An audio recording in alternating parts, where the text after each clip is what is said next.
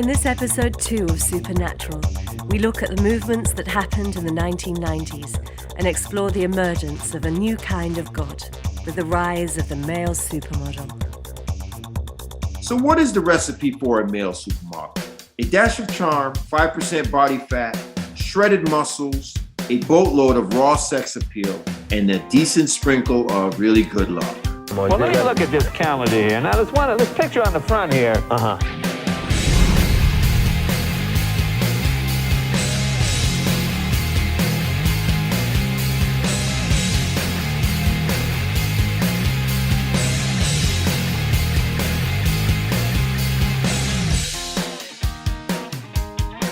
The 90s took us to the edge of the new millennium. It was the decade where pop culture became part of the mainstream. We saw a rise in the awareness of multiculturalism, as well as the advance of alternative media. Movements such as the grunge and rave scenes and hip-hop spread to young people around the world during this decade. When I say Arsenio, you say Hall. Arsenio, Hall. Arsenio, Hall. Accident consulted that makes us eternal like a picture. Your picture, our picture, resurrect a richer future. Aided by then new technology such as cable television and the World Wide Web. Fashion or anything that happens is reflective of the decade that you're in.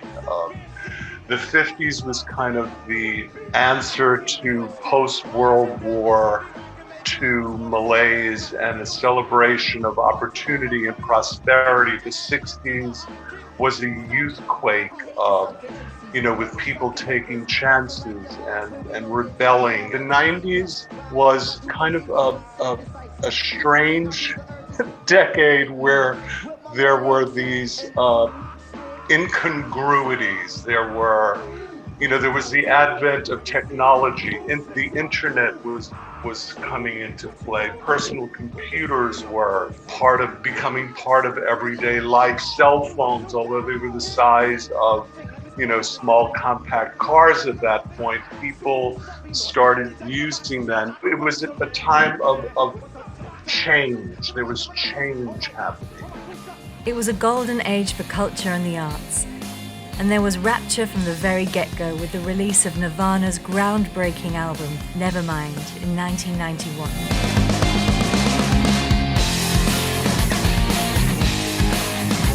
When Kurt Cobain arrived, it had such an impact. It shifted the universe. It shifted the style from this oversized, powerful to this skinny, more emotional, romantic, vintage vibe. It just completely shifted the whole world with Kurt Cobain and Courtney Love too. Actually, it was such a shift in fashion.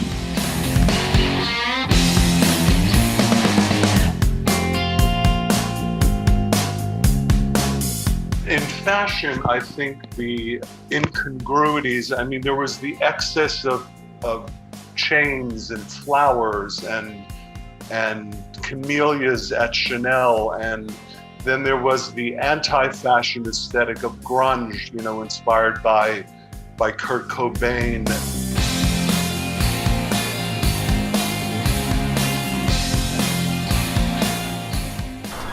Hi, this is Jim Moore. We're in Williamsburg, Brooklyn. I'm a freelance creative director. I am creative director at large at GQ Magazine here in America. I've had an amazing run at GQ for the last 40 years. So grunge was a real disruptor in the fashion sphere. And a lot of the fashion was really based on, a very eclectic style. T-shirts from a thrift store, maybe a suede jacket with fringes on it. The whole thing was really started with Kurt Cobain and Nirvana and those videos and how cool his style was and those vintage cardigans and the way he wore a T-shirt. And we never really, up until then, saw T-shirts as an important part of the fashion vernacular. And when he brought it into fashion, it became the rage. Then just a few years later in 1994, we collectively grieved when Kurt Cobain died.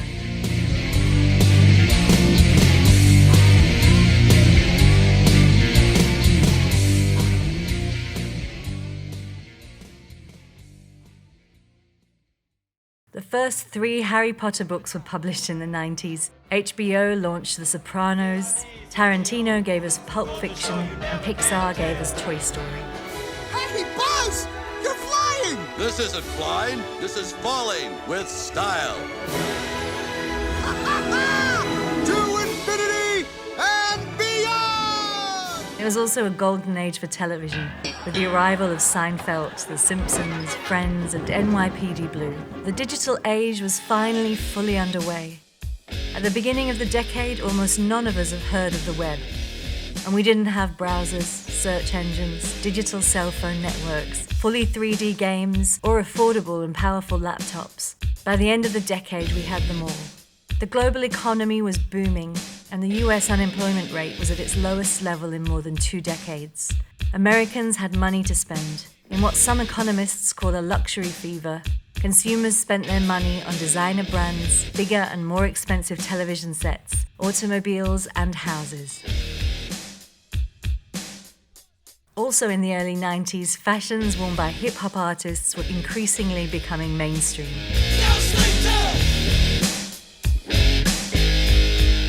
And because of the growing popularity of hip-hop music among the suburban community, urban styles were seen everywhere, not just in the big cities. The Wu-Tang could be dangerous. Cash rules everything around me. Cream, get the money. Dollar bill, yo. By the late 1990s, hip-hop style was arguably the most popular style amongst young people. Starting in the mid-90s, industrial and military styles crept into mainstream fashion. People were finding any way to make a fashion accessory out of a piece of machinery. Camouflage pants, ironically, started to be worn by anti-war protesters, as well as everyone else. By the late 90s, rave culture had swept past, and people were looking for clothes that were more glamorous again. The grungy styles of the early 90s seemed old hat. Looking rich was cool again. Big-name designer brands were back in a big way.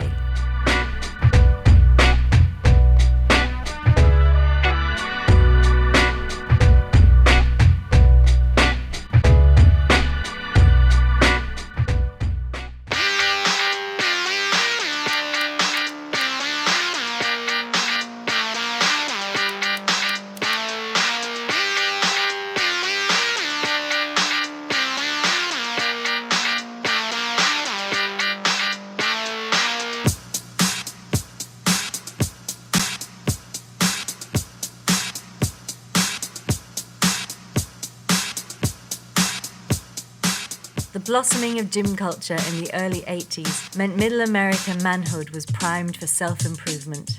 By the 90s, we were putting in work to get those six-packs and guns. Thighs, and then you turn it up, because the biceps has 2 jobs to do. One is to lift up the forearm, and the other one is to turn the wrist. So that's what we do for movement. Yeah? Okay, very good, yeah. Okay, well, we've got some... You're already pumped up, I can't believe that. Star athletes became the new gods. Michael Jordan. 55 seconds to go. They lead by 7 with 38. Jordan. 57 points for Michael Jordan. He said he's not looking for the Tyson of one McGillian Mathis. Here's a combination uppercut by Tyson. Tyson laying it on, pouring it on. Down goes Bruno into the rope. It is all over. It is all over here in round 3. Mike Tyson is champion again. It was a time when men shook hands like real men. You son of a bitch. What's the matter? The CIA got you pushing too many pencils? Huh?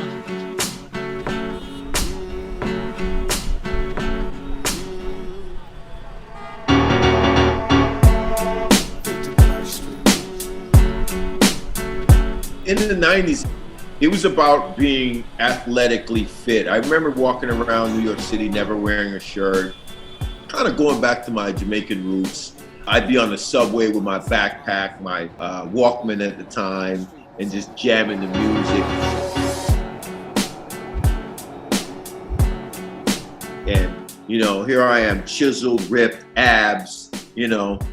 It's like 90 degrees on the train. Everybody's sweating, but I'm not even sweating. I'm just bobbing my head to some hip hop music with my backpack on my way to probably the Bronx or Brooklyn, one of those, because I used to always go back and forth. And it was just like, whenever you saw a guy that was in shape, you kind of gave him the nod, and you know, it was just like, hey man, where you work out?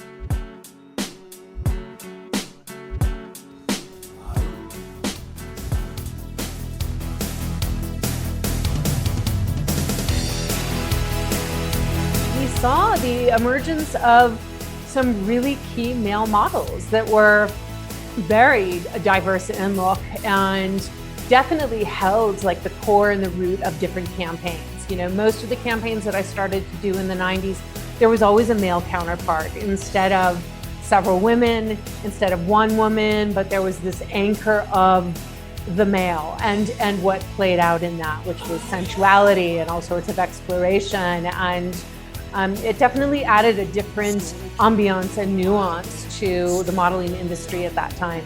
And I don't know if we've continued to see anything like that. It was definitely in that moment. I believe that all of these men who moved into their own supermodel status all had something very different and specific to offer. And I believe part of that, like many of us, it was their life story. It was, of course, their physicality, but it was their willingness to participate in front of a camera and tell a story and be part of a story and show more of themselves than what was previously ever wanted.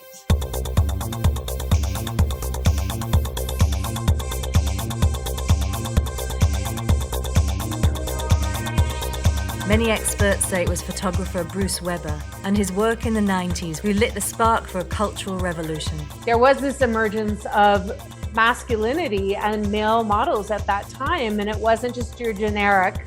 They had really specific looks. Jimon Hansu, who's an incredible actor, Tyson Beckford. There was a dawning at that time of these individuals from all over the world, and Marcus Scheckenberg, of course, you know, that I was able to work with, and they were my counterparts. So it brought a different element to the shoots, and definitely they became a really important part of the fashion industry at that time. And I still don't believe that they've received the recognition and accolades that they should have. It's the one industry where men were paid less than women, and that they were eye candy to a certain extent. And a lot of the public didn't know their names because they were so fixated on the supermodels, but they were really this indelible impact and part of the industry at that time and really changed the face of the industry.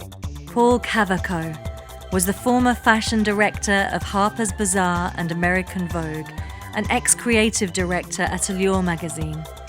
During his 40-year career, he also had a hand in many of the most iconic brand campaigns for Calvin Klein, Versace, Chanel, and worked closely with top photographers including Richard Avedon, Mario Testino, Bruce Weber, and Steven Meisel. I always want to be in love. When we're photographing someone, I'm in love with that person. For that amount of time, if I'm not in love, I can't get into the picture.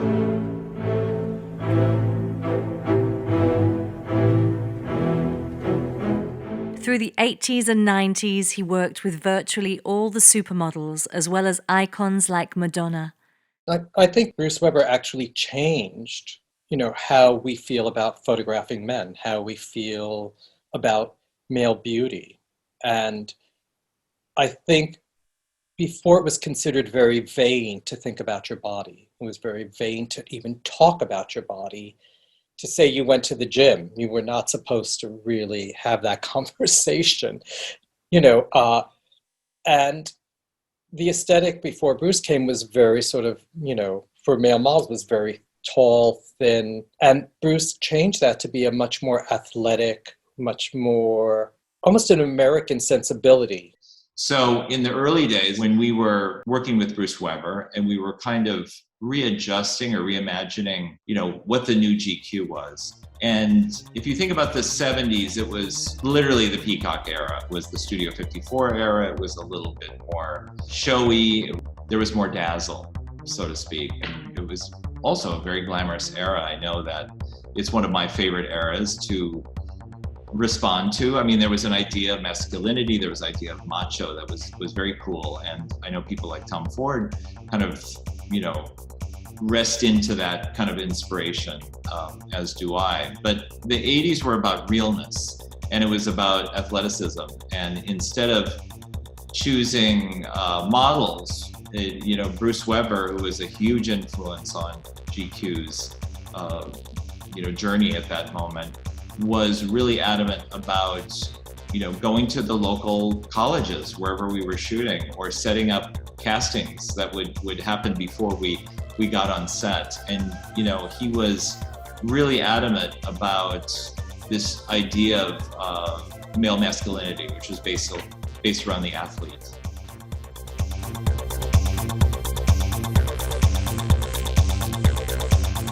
Bruce Weber was born and raised just outside Pittsburgh, in the farming and coal mining town of Greensburg. His love affair with the camera started early. Bruce would often spend Sunday afternoons doing art projects and making 8mm films in his backyard. In 1966, after a couple of years studying art at Denison College in Ohio, Weber transferred to New York University to study acting. His first apartment was a 5th-floor walk-up between Little Italy and Chinatown. Freezing in the winter, blazing in the summer. It was there that Bruce built his first small darkroom and started taking headshot portraits for actors and actresses, and also new models like Beth Ann Hardison, who were just starting out. In many ways, this proved to be a great training for his future as a fashion and portrait photographer. Bruce would talk endlessly with each person about what they wanted their headshot to express, and how to communicate that feeling through the clothes they would wear and the lighting he would use. I had wonderful experiences with Bruce. For me, Bruce was there to listen to my story, and it invited me to tell a story through movement and through imagery. And it was always incredibly collaborative with guidelines, with like, this is where we are and what we're doing. So show me who you are within this context. So my experiences with Bruce, you know, from everything from the Harley Davidson, the epic Harley Davidson, you know, was just this like constant invitation for me to be what I was. Definitely at that point, which was this rebel, which was a runaway, which was this definitely like unfinished character, very unruly, like all of those things I was invited to bring to the table in the leather pants and the blue jeans and, you know, the motorcycles and the slung guitar over my shoulder. So it was always really pleasant and collaborative with him. He was magnificent to work with because I think he was a model at the early days, and he made you feel special. I had nothing but amazing times with him and his teams. I really did. And I mean, so many trips and so much fun. And yeah, he's up there with the greats for sure. I think Bruce was a genius at the time because him, and I always say this, once you've done it yourself, it's easier to see the vision. Like Bruce once was a male model, so he saw and understood the masculinity of, you know, the male image, which he was able to capture. The day that I went to his studios to meet him, you know, I'm this tough street kid, you know, who's at that time, I probably already been in like 25 uncontested street fights where it was either you're gonna fight or die kind of fights, you know. So I was a little tough and rough around the edges. So when I got there, when I walked into Bruce's office, I had that tough kind of demeanor. But then when I saw him, he was like Santa Claus to me. So I was like, you can't be tough with Santa Claus, you know? So, you know, I let my guard down and I was cool with him. And then he said, look, you know, he's like, yo, did you play sports? And I said, yeah, I used to play football and I do a little bit of boxing. So he had me take some Polaroids, and it was real genuine, cool conversation. You know, I felt like I had known him for a long time. And, you know, he said thank you and have a nice day. And, you know, we talked about my manager, Beth Ann, and his love for her. And, you know, he just was such a humble man. And I didn't think anything of it. And he said something like, oh, you know, I think my friend Ralph would love these. And I didn't think anything of it. So then, you know, I went on my way. So for me, Bruce Weber's imagery, I didn't experience it when I was growing up. I found about him when I started to work in fashion a little bit later. It was very natural and sort of like not being too scared of being sexy. I see his photography as freedom. His black and white, daylight black and white is so gorgeous and timeless, and you can still look at pictures now and it doesn't get old. So because I don't see him as a fashion photographer. He's an art photographer. He does shoot fashion, but what he shoots are still relevant today in a way. And one of my favorite shoot that he's done I think it was for Loma Vogue with Joe McKenna, I think. And there was a boy wearing a Philip Tracy, a boat hat. I remember I had that on my wall in high school. And I found out later that was Bruce Weber. And I thought it was so beautiful. Someone very masculine was wearing a female hat. For me, it was like mind-blowing. Traditionally, modelling had always been a woman's domain. Economics, simply put, women bought more fashion and beauty products than men, and simple psychology had always conspired to make it so. Women had always felt much more comfortable looking at pictures of other beautiful women than men did looking at pictures of other handsome men. I think in the 70s, the male model was actually used more like almost like a mannequin for his height, for his general proportion to wear clothing, and his good looks. But, it was very specific. They had to fit into a mold. I think when Bruce Weber came along in the late 70s, early 80s, that started to change. And I think by the time we get to the late 80s and 90s, I think the male model is actually not quite, but almost as famous as the female models. And we do know a lot of them by their first names. They do appear not only as accessories to women's fashion, but they, in their own right, start taking over. There's a lot more male advertising. There's more magazines that are more general interests, like Vanity Fair, where the audience, the readership is male. It was a very interesting time. It was a very robust time for fashion. I always say the 90s were the beginning of the big time era because everything was starting to match up with women's fashion. The shows were almost as big. Men's Fashion Week was a little bit more of a circus than it had been before. There were more players. Milan Fashion Week was the place to be. A lot of times the men's shows had women in them because the men's shows always came before the women's shows. So designers like Gianni Versace would put a few women in his men's shows to kind of give a sneak peek into what was going to be to come for the women's. Historically, men responded more to achievement, athletes and actors, rather than male good looks. For men, it was more socially acceptable to be in awe of the physiques of Olympian Carl Lewis. And America may have got 1, 2, 3.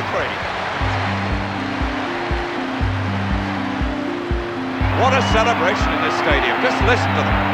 92,000 people. Or movie characters like Ivan Drago and Rocky Balboa in Rocky IV. Rocky Balboa trying to stay in the middle of the ring against the big Russian. Move there!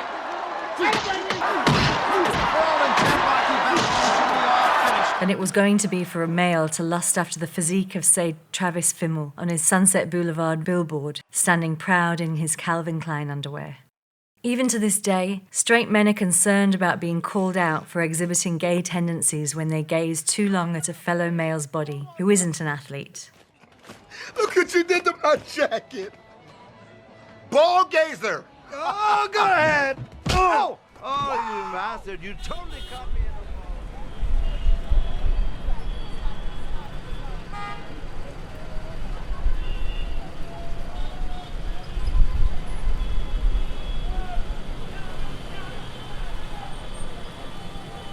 I'd like to buy the world a home and furnish it with love. Grow apple trees and honeybees and snow white turtle doves. I'd like to teach the world to sing. Sing with me. Perfect harmony. Perfect harmony. I'd like to buy the world a coat and keep it company. And the real I'd like to teach the world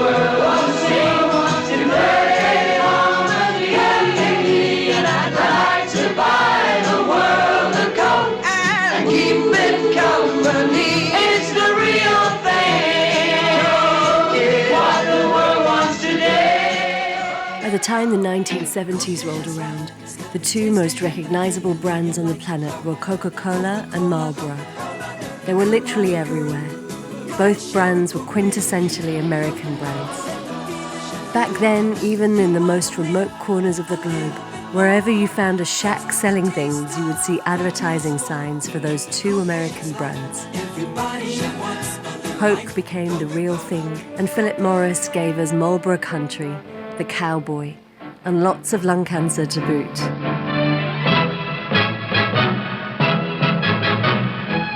You don't see many wild stallions anymore. He's one of the last of a wild and very singular breed.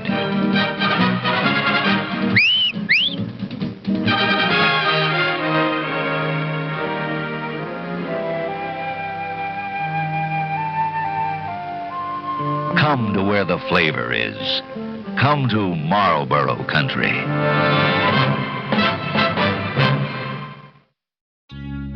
Historically, luxury fashion brands had built their brand's image largely off the back of a founder-designer. Yves Saint Laurent, Christian Dior, Valentino. Their business focus was largely on design rather than marketing.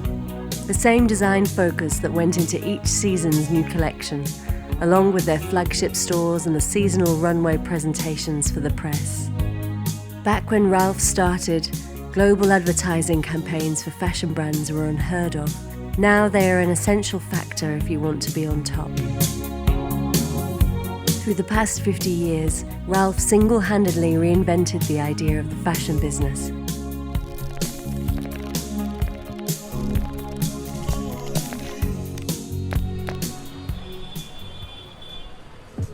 Here's a Jewish guy, right? And like anglicize his name, Lipschitz. He's not a designer. He can't sketch. He can't do none of those things that would produce a good garment. And he completely revolutionized the fashion industry through marketing. Polo alone is that brand of greatness. You feel distinguished. You might add $2 in your pocket, but you're looking like $1 million. It was 1991. Ralph Lauren and his team were at work on their next collection, which would debut the following spring. Polo had always been inspired by the sporting life, but with this collection would put athleticism front and center in a nod to the upcoming 1992 Olympic Summer Games in Barcelona. Ralph and his team researched and reimagined historical track and field iconography, vintage athlete uniforms, and glamorous images of the 1930s Olympic posters to create a bold series of designs constructed with a new athletic spirit. The result, the now legendary Stadium collection, brought together all of those influences in an all-new line, Polo Sport.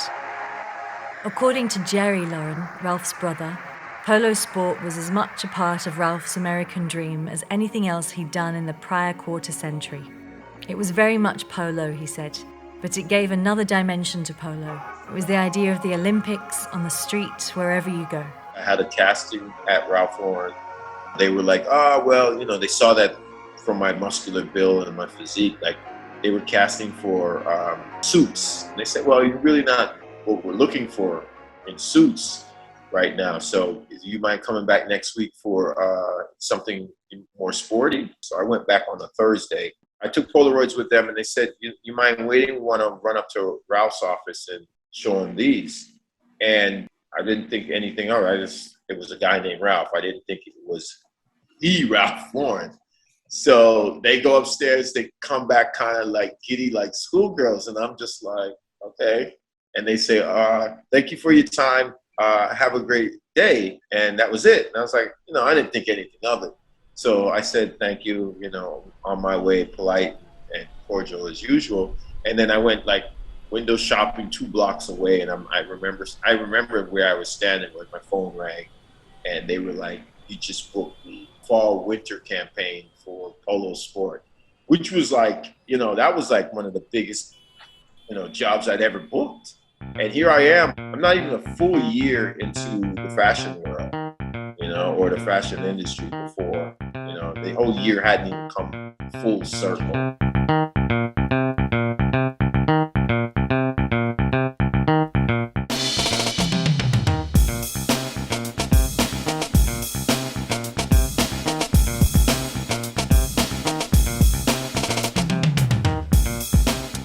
Yes, that's right, the same polo sport campaign that kick-started my career all the way to global stardom back in 1994. The holy trinity at that point was Ralph, Bruce, and Tyson. The media reported, a success from the start, polo sport swept both the fashion landscape and the broader world of world culture, spurred on by the meteoric rise of 23-year-old model Tyson Beckford, who would star in a series of polo sport campaigns, often alongside supermodel Naomi Campbell, embodying the ethos of the brand while biking, boxing, running, and jet skiing. Ralph had predated today's mega trend of athleisure by almost 3 decades. Tyson, right ahead, please. Bridget! Tyson, Bridget, straight ahead. I expected them to run out of film by now. I'd already had like Gap and, you know, all these other things underneath my belt before I even had met Bruce. In my connections with street stuff, and I'd already been in like little music videos, and I was blossoming. And basically meeting Bruce just, you know, it just put more fuel into the tank, you know, more octane to get me to where I was. And then once Bruce sent me over to Ralph, and then, you know, we did these amazing pictures on this mountain in Squaw Valley. I remember it coming out that fall, and it took off. And by October the following year, you know, it was just superstardom, I guess, for fashion. I hadn't signed the full contract with Ralph at the time, so I was still doing music videos. I was doing stuff for Gap. I was doing national ads everywhere else. At that time, there was clothing, and then there was workout clothing. This was a fashion brand moving into that space in a very different way.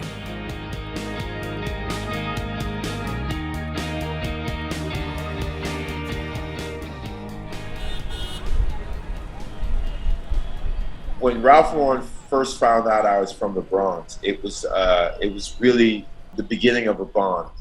You know, I remember we were at a presentation, and he saw me. I was in a suit, and he came up to me, and he's like, "Yeah, I hear you're from the Bronx." And I'm like, "Yeah," and you know, we kind of started.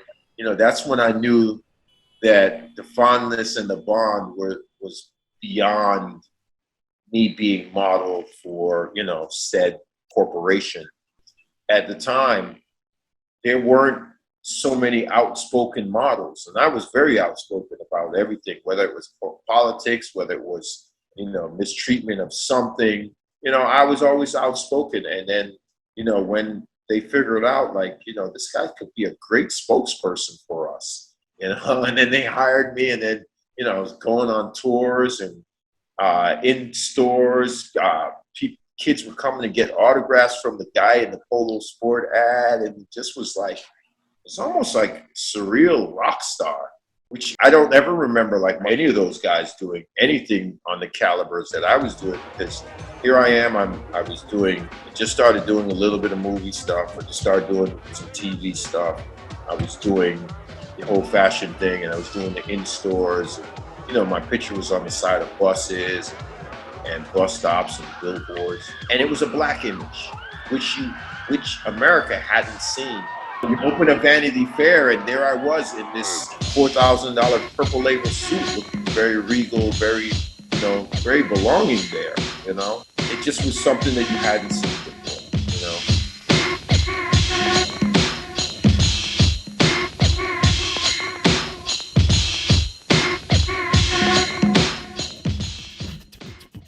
Whilst Ralph may have led the way in this new global marketing approach, fellow Bronx-born designer Calvin Klein was not far behind. Now, you're not only a designer. According to 20 years worth of press, you're a marketing genius. I have a quote. I don't hard sell anything. My attitude is, if you want to sell jeans, don't talk about them. I think what I was getting at was is that you want to convey an image about what we stand for, whether it's fragrance, whether it's clothing, whether it's, you know, accessories, whatever it is. At the same time, what you want to do is create excitement. You want people to notice your ads, your print ads, or your commercials.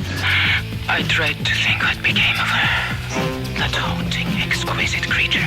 Shouts goes out to my man Calvin Klein, good looking out for the drawers. Not saying I would do another Fruit of the Loom commercial or nothing like that, because they don't make the hype shorts. These are the 90s, man. They just fit good and they hold me snug. So if I'm about to go get some skins, I'm not gonna put on like no silk underwear. Next question.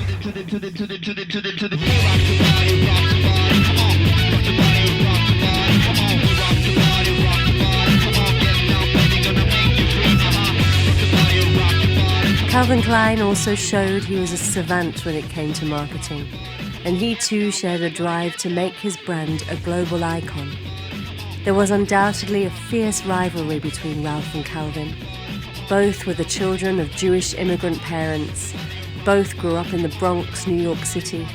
Both started their fashion companies around the same time. Ralph Lauren grew up in the same neighborhood, and Ralph always dressed in sort of a peculiar way. I was the edgy one. I wanted to look like some tough guy like James Dean. And Ralph looked like he was some other foreign country. All of this, I mean, look at New York. You could say their rivalry was like that of the Beatles and the Rolling Stones. It was intense. In the early years, both men would trade campaign for campaign. Each season, they pushed each other higher and higher.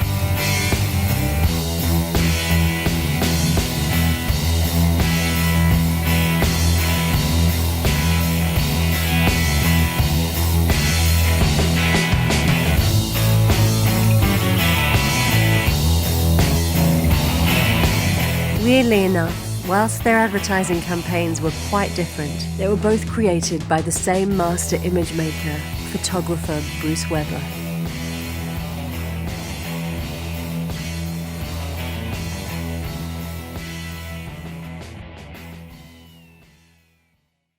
It's hard to downplay the impact that photographer Bruce Weber had on our popular culture and male beauty ideals, be it through his brand campaigns, magazine editorials, art books, and films.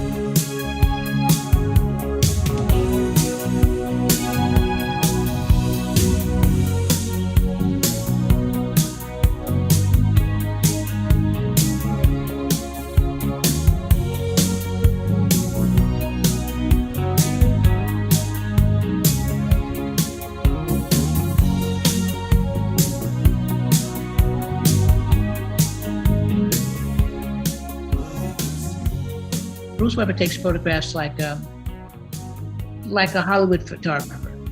You know, it always, and you know, I started my life, and Bruce started his life with me. You know, when Bruce first started taking a photography, I was one of his little, you know, it was me and him used to go to the park every Saturday, and he'd take pictures of me because he was just starting. Who would have ever thought that he'd become so successful? When we're young kids, you know, I still use the picture of me that he hated that I used because there's a branch in front of my face. But you know, you knew that he had quality. When I worked at Click, you know, that's where you really discovered everything that we were doing between us and Bruce at Click. We put the images on the map. We had that control because Bruce liked all about anybody he found, he put them with us. Those are the kids who wind up working for Ralph. It was like a train of things because we all sort of were on the same page. We had the same taste, the same ideas. Bruce has said, "When people hire me, I think about the person I'm working for, not the company. When I started working for Ralph, I got to know his family. We had a lot of common interests, cars, old clothes, so I began by photographing his world. Calvin always had this really glamorous New York life, out at clubs and parties all the time. In a sense, that's what I was photographing for him. That desire and passion he had to live that way. It wasn't my world, it was his. That has always been the fun part, going into these other worlds. So, the idea of what he's done, is iconic and will live to the end of time. If you have any memory about what was when you think back of all the Ralph Lauren shoots and things like that, or any other editorials that you know that he's done. The addition of having Calvin Klein.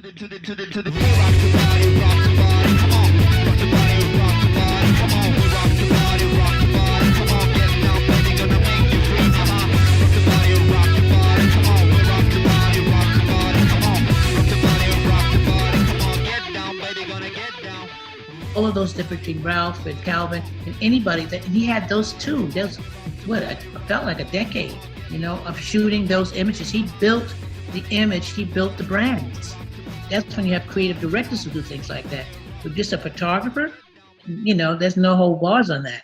The incredible thing I think about Bruce Weber is how Calvin Klein, the image of Calvin Klein, the image of Ralph Lauren is actually based on what Bruce's interpretation of their aesthetic is. He understood Calvin's aesthetic, he understood Ralph's aesthetic, and he understood how to sort of give it a context photographically, how to give it a place, how to give it the right person, the right people, how to populate it with the right models. He's brilliant in that way. He has sort of the ability to get into the psyche of the people he's working for and create something based on that they may not have even known existed. They may not have known that that's what it was going to turn out to be. I think Bruce Weber is legendary because he ushered in realness and male sensuality and a sexy quality that men were excited to see, women were excited to see, and it was based on athleticism, and it was based on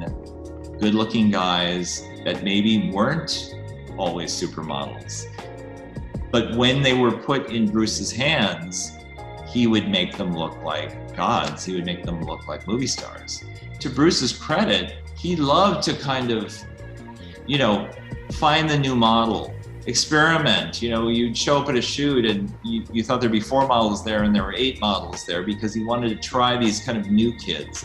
And once in a while, the new kid was the one that looked the best in the pictures. I think the wonderful thing about all of the designers that worked with Bruce is they never came on set. They trusted Bruce and the people that he chose to work with to create this. And I think it was that freedom to create that allowed Bruce to actually do these incredible iconic ads for people. Just like in the 90s where there were just a few supermodels, I think there were only a handful of photographers that all of the designers were clamoring to use for their campaigns. And a Versace or an Armani or a Ralph Lauren, they weren't afraid to use Merton Marcus because all of them were kind of clamoring to use these photographers like Bruce or Merton Marcus or Inezi Minoud or Mario Testino, these photographers that could pivot. You could still get a picture that looked very Bruce Weber or looked very Stephen Klein, but through the lens of the designer.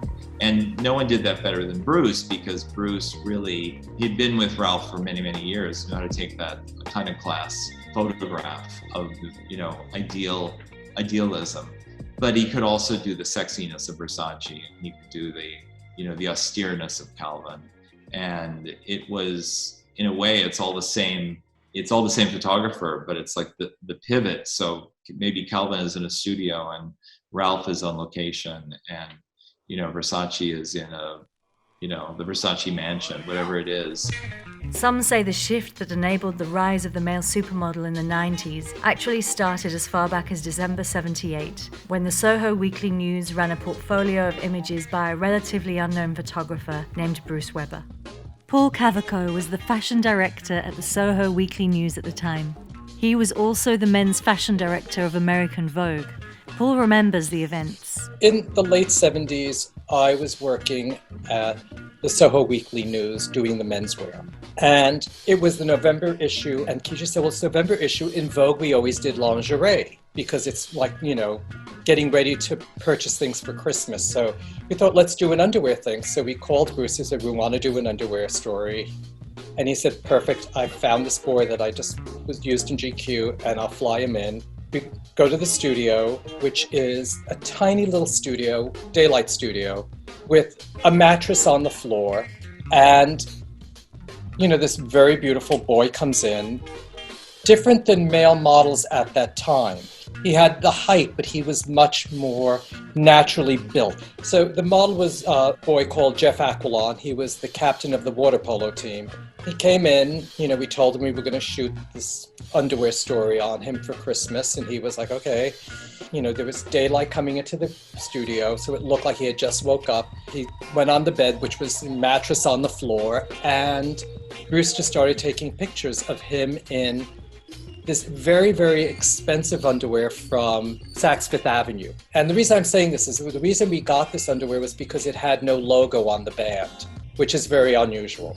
So it was all this very expensive white underwear from Europe, and Jeff was wearing it. A few weeks pass, the pictures come out, because it's a newspaper, the deadline is faster. Pictures come out, and I get these phone calls, because I was the menswear editor at Vogue, and one of the people says, we're trying to keep the pictures, this issue off the editor-in-chief, Grace Marabella's desk, because they're really, really racy. I thought, it's pictures of a guy in underwear. You see pictures of girls in lingerie all the time. What's the big deal? Weber's lens captured a different kind of male ideal. For the first time, we were seeing an intimate portrayal of a young, athletic man. The male form as a sexualized object was historically the focus of gay porn, not mass media. What Weber had done was to legitimize the notion for the mainstream, and his water polo captain, Aquilon, made a stunning poster boy. Saks Fifth Avenue, where we had gotten most of the underwear, canceled their advertising because of these pictures from Soho Weekly News. Now, Soho Weekly News was this very downtown newspaper. When the editor of the magazine said to everyone, oh, Saks Fifth Avenue has canceled our advertising, the entire place stood up and clapped. Because it was all about, at that moment, how far can we push things? How far can we go against the norm of what fashion is supposed to be, of what people think of male models, of what male beauty is, of what is acceptable for men to show? And showing a man in underwear was not acceptable except for in an ad. But to actually show a guy who looked like, he was in bed. People make up stories, which we now know about photographs, like, was someone in the bed with him? Why was the sheets messed up? It's like, so all these people filled in the blanks. When we thought we were just taking pictures of Jeff, they've actually become, obviously very well-known pictures. We just thought we were taking pictures of someone. Respected fashion writer Tim Blanks is quoted as saying, from the 21st century vantage point, he looks like the natural evolution of an earlier male pin-up, Joe D'Alessandro.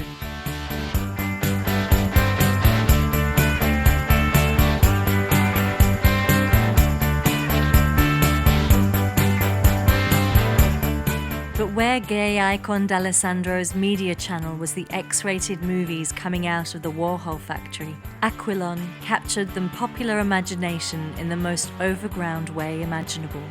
His vehicle became Calvin Klein campaigns in mass-market magazines and Times Square billboards.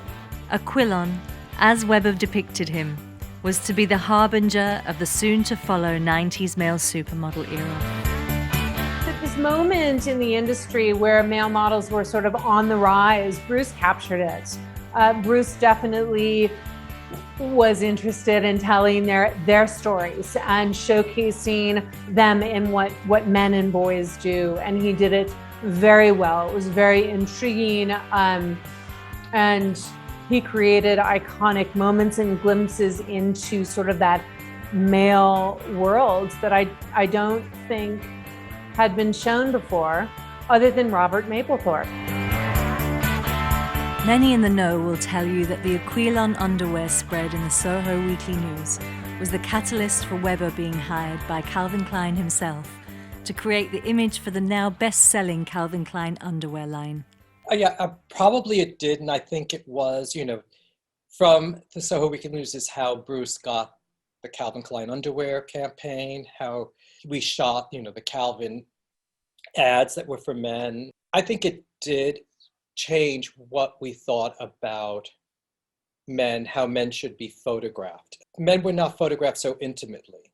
Men were not photographed. There were much more sort of statuesque, much more images of male perfection. And Jeff, while really, really handsome, incredible body, still felt like a person. For the new Calvin Klein underwear campaign, Weber cast another athlete for this debut. But this time, he eschewed the pool for track and field. This time, it was Tom Hintnaus's time to shine. The Olympic pole vaulter Weber scouted after Jeff Aquilon. Em verdade que Thomas Hintnaus não chegava a ser brasileiro autêntico.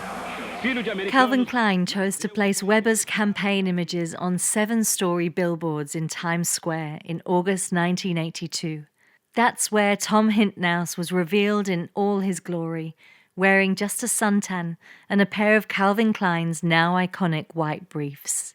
To the legions of American males still wearing boxers, Hintnaus in his tighty whities, through Calvin Klein's plan and Weber's lens, became an icon of male aspiration.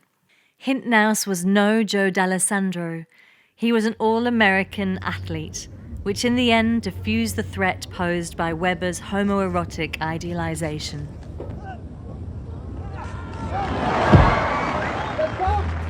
Bruce had such a huge crew with him that they had their own production trucks full of camera equipment. Everything that Bruce needed was like big trucks, like real serious. Like Bruce would have 20 cameras on set sometimes, and he knows each one, what film is in what, and he has someone holding, or he'll send for a certain camera, and it's just like, it's not a rinky-dink show. It's a serious budget being spent, and and you see why. You see why some of these budgets were so huge. I don't know the price number. I couldn't even begin to fathom what it was. I know what I was getting paid, but hell if I knew what everybody else was getting. But Bruce was getting a nice dime for sure. But it was worth it all in the end. No matter what they spent, we were making history before we even knew what making history was. Like, when you're in it, you don't really realize what you're doing. You realize that you're just trying to, put a roof over your head, live life, enjoy life, but not really understanding what was being done at the time. Bruce would go on to define the visual worlds for many of the leading American brands: Calvin Klein, Ralph Lauren, Abercrombie & Fitch, Banana Republic, and countless others.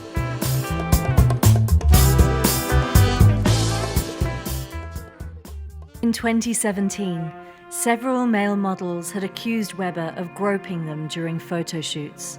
His alleged actions were so well known that models used the term Brucified to describe it. When the news broke that models had come out alleging Weber of abuse, Condé Nast Global Chief Content Officer and Vogue Editor-in-Chief Anna Wintour suspended working with Weber. Longtime client Ralph Lauren would also suspend any future work with Weber. The entire experience was terrifying and humiliating. I have suffered from depression and anxiety as a result of my photo shoot with Bruce Weber. I've kept these and other secrets inside for the last 13 years. It's only been recently that I've had honest discussions about what's happened, and that I've talked to other young men who, like me, knew that if we protested or refused, we would be blacklisted, and not just from the shoot, but likely from our agency.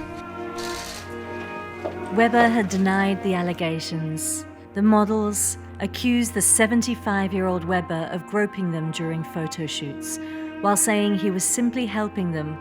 We did some breathing exercises, and we were shooting, and eventually I was nude, and you know, he told me to grab his hand and put it where I felt the energy, and I was comfortable with that. So I put it on my shoulder, I put it on my chest, I put it wherever I was comfortable with, and then, you know, he forced his hand on me inappropriately, and I didn't know what to do. I was 20 years old. I was in shock. Weber chose to settle the matter, and his source said, "The settlement does not express guilt on the photographer's part. I have spent my career capturing the human spirit through photographs, and am confident that in due time, the truth will prevail," he said. Bruce has chosen to put this matter behind him and move forward with his life, a source close to Weber said. What happened next in the incubation of this male supermodel evolution came in the guise of Marcus Schenkenberg, Alex Lundqvist, Mark Vanderloo, and Tyson Beckford. The success of the female supermodels became an inspiration to their male counterparts. Seeing the template established, there was now a sense of what opportunities might exist for male models who were prepared to indulge the fantasy a little more. I mean, the 90s was the supermodel era with all the female models, like they were superstars. Linda Evangelista, Cindy Crawford, Christy Turlington, Naomi Campbell. I mean, they were bigger than life. Before I started modeling, like nobody even cared about male models. They were props to the women. They were in the background or like an accessory to the women. But I think I was part of that change. That actually they were interested in me and they started doing interviews with me and asking me questions, which didn't really exist before then. It was very much the beginning of the male models being known by name. Suddenly they started having their own personalities and very strong personalities and carrying stories on their own and getting covers on their own. And like I say, the George Michael video was definitely a turning point, you know, to be alongside all those girls, but on an equal level. So I think it was definitely the beginning of male models becoming huge. You know, they never earn as much as the women. It's the only industry where women still earn more than men, I believe. And so came this early wave of 90s male supermodels, who were kind of familiar but foreign, straight but pliant, mainstream but edgy. And in this period, these men started to be marketed for the first time as supermodels. I think the nature of the way the world was changing and the celebration of the male physique, and you know, that clothing was not necessarily for men's clothing was not necessarily a stereotypical suit and tie any longer. You know, people became very health conscious and gym bunnies. And I think the new breed of men that came as a result of that were, in essence, the definition of the clothing that sparked their arrival.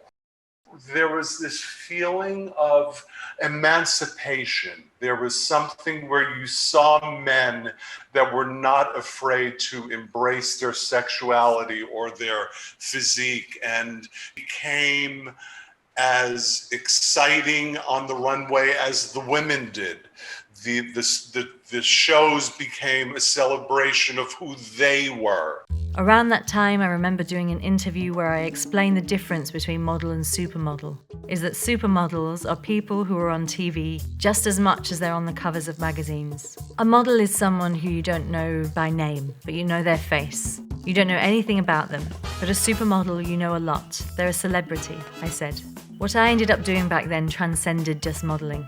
I was doing everything. I was in commercials, I was popping up in music videos, in magazines, I was on the sides of buses, on late night TV being interviewed, and then working with big brands like Ralph Lauren. A supermodel is a household name, I was quoted.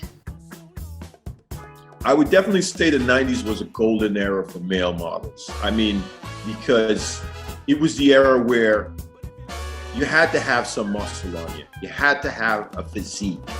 You couldn't be like these guys now, which you can't tell who's male or female, or, you know, I mean, we're in an era now where you gotta look. But once the 90s hit, like, some of us male models became household names, you know?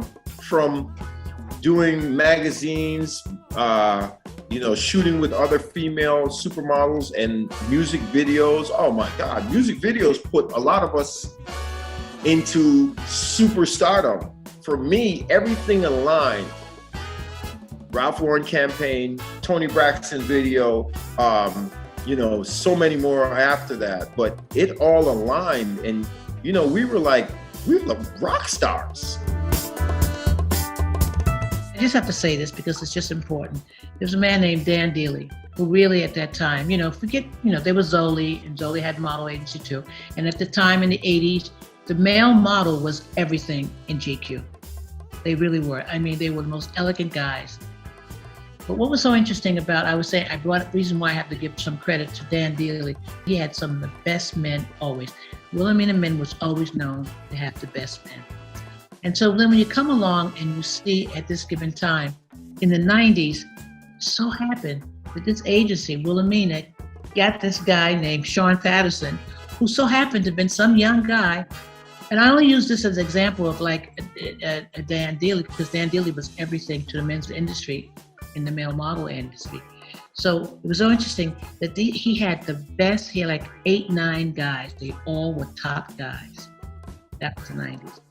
The interesting thing for me is I only got Tyson, and I have a lot of great guys, but they're all kind of like cool guys.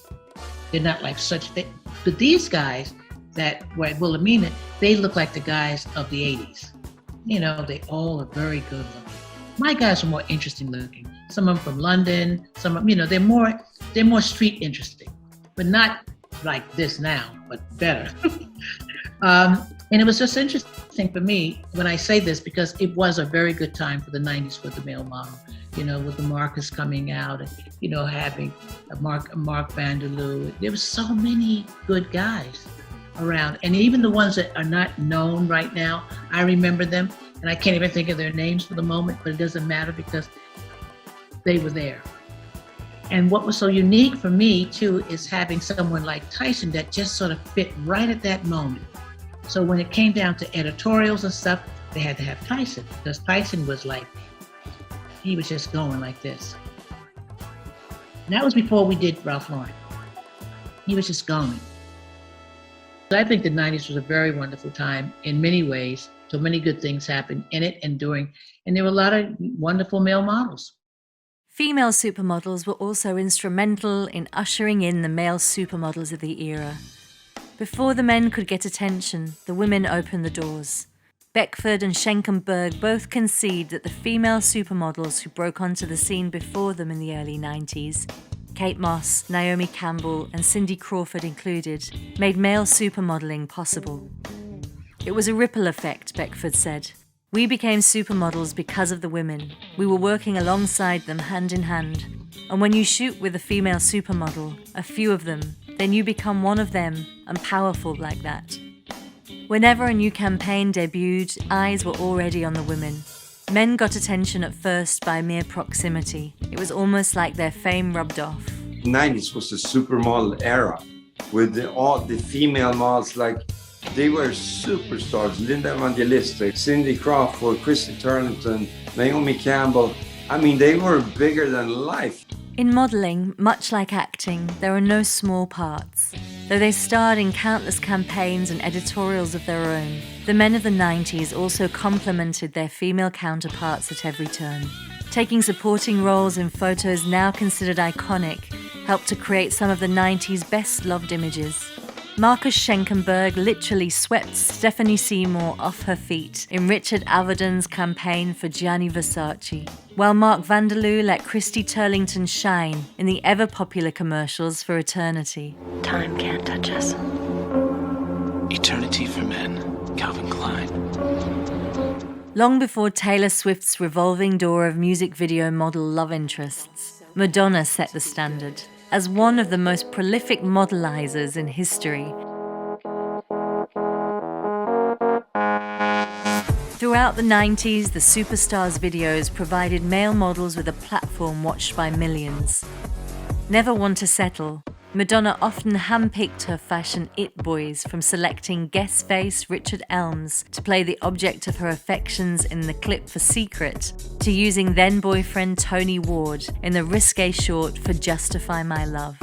It was not the exclusive domain of fashion, as Hollywood wanted a piece of this rise too. If you wanted to catch up with many of the 90s biggest male models, all you needed to do was turn on your television. Hear that you're going now into acting too. Is this Beth Ann tells me, your agent, my friend Beth Ann Hardison, is in the back. She tells me you're going to be a big actor now. What's that all about? I don't know about being a big actor, but I'm going to try to do it though. That's all you got to do is I'm try. Gonna try. You're not a kid anymore. You can hurt yourself out there. While models transitioning into acting is a time-honored tradition, the rate at which the 90s stars have made the switch speaks to their crossover appeal. Jason Lewis, Ian Somerhalder, Tyson Beckford, Antonio Sabato Jr., Jimon Hunsu, Colin Egglesfield, and Ashton Kutcher all found success striking a pose before making the move to the big screen. And then there were all those that followed: Channing Tatum, Timothée Chalamet, Travis Fimmel, Jamie Dornan, Mark Wahlberg, James Marsden, and Tyrese Gibson. But even as the 90s definitely was the rise of the male supermodel, the institution didn't really fully set. And as we entered the 2000s, the 90s male supermodel era was as ideal as it would ever get. The media fascination with Schenkenberg and Vanderloo depended on how much they were making or who they were dating, but neither situation was built to last. The reason for those guys not having the longevity, I think at some point for them it was, it was cool at the time to just try to make some money. They just, they didn't know their career was going to take off, or maybe they just didn't want it as bad as I did. I think for me, I was so driven and so talented to want to do more. I wanted to act. I wanted to play in music videos. And I think that all kept me relevant. I just wanted so much more. And I feel like I've done maybe a quarter of what I really want to do. I look at some of the actors before me, I look at some of the models before me, and I say, at what point did they just say, okay, this is it, I'm going to stop here and then go off and do something else? I just never had that point where I said, I'm going to stop and go off and do something else. What first encouraged this change were the clothes themselves. 90s fashion, and particularly clothes from the early part of the decade, were big, bright, glamorous, and overblown. The clothes had a big personality, so having a model with a big personality made those clothes shine. And just like the female supermodels gave way to heroin chic, the 90s era of the buffed male supermodel was waning. More than any other factor, what signaled the end of the male supermodel as a genre was precisely what helped usher them in. It was the clothes. As you know in fashion, one day you're in, and the next day you're out.